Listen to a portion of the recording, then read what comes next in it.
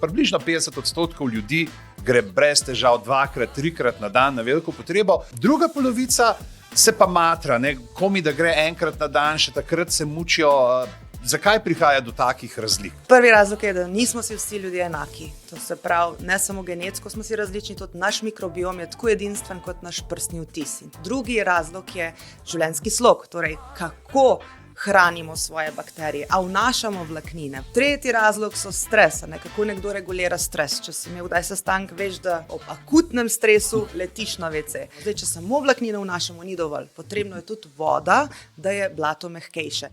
Da bo blato mehkejše, študija kaže, da je potrebno zaužiti 2 kivija na dan.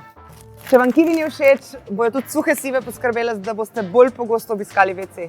In pa indijski trpotec, kralj vlaknin, ki v črevesju tvori gel in mehča blato. Vedno, ko pa povečate vnos vlaknin, pa ne pozabite na vodo. Brez vode bo cement.